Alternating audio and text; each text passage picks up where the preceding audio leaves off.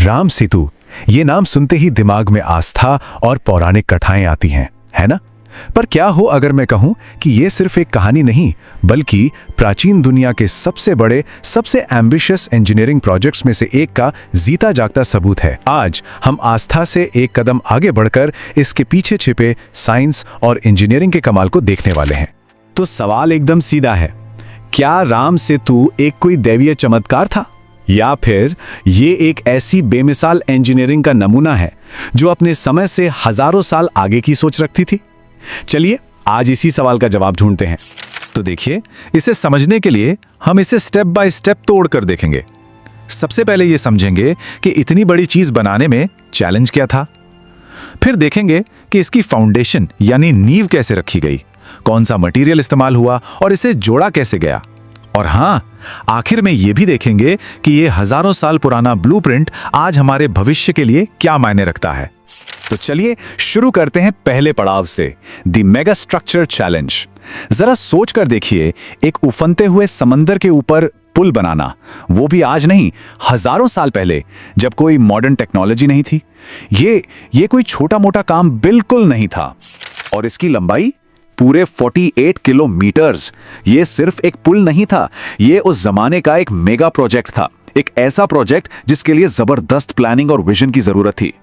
इसे शायद सबसे अच्छे तरीके से इन शब्दों में कहा जा सकता है, ये आर्किटेक्चरल ज्योमेट्री का एक सोचा समझा कारनामा था।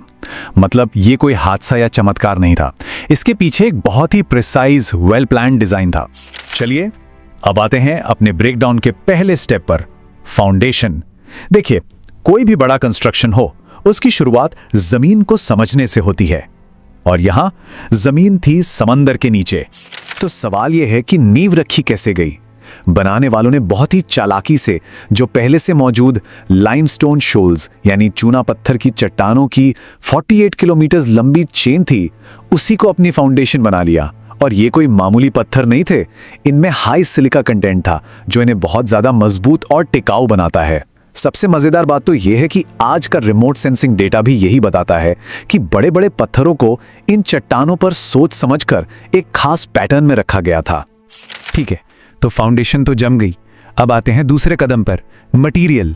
और हाँ, ये शायद इस पूरी कहानी का सबसे ज्यादा फेमस हिस्सा है, वो तैरने वाले पत्थर। आखिर क्या है इनके पीछे की फिजिक्स? जवाब एक सिंपल से साइंटिफिक प्रिंसिपल में छिपा है, बॉयोंसी। मतलब किसी भी चीज की पानी में तैरने की ताकत या टेंडेंसी। इसी एक सिद्धांत की वजह से वो भारी भरकम पत्थर समंदर पार ले जाए जा सके। और राज है सही पत्थर के चुनाव में।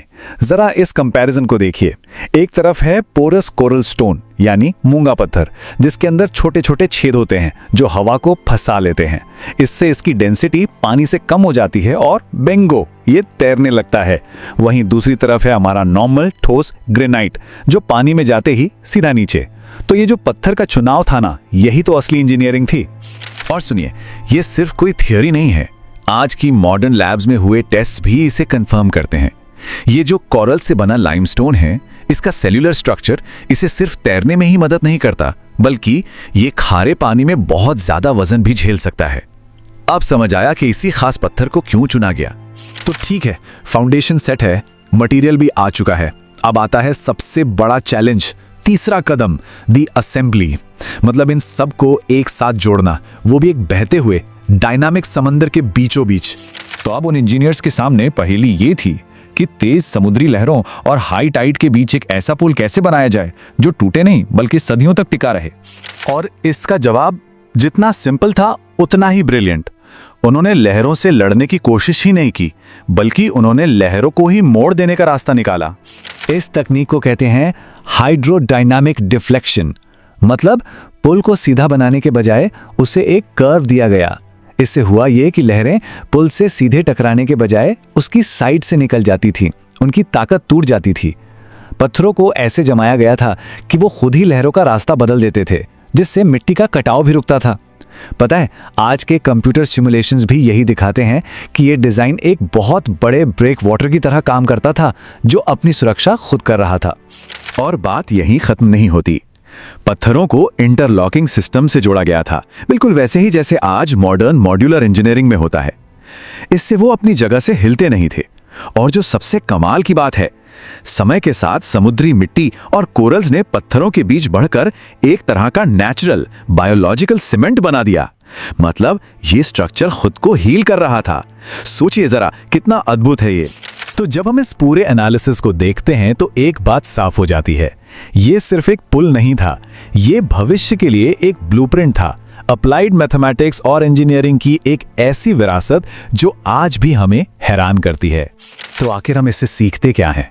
पहली चीज कि स्केल के प्रोजेक्ट के लिए एक कमाल का वर्कफोर्स, ऑर्गेनाइजेशन और लॉजिस्टिक्स चाहिए था।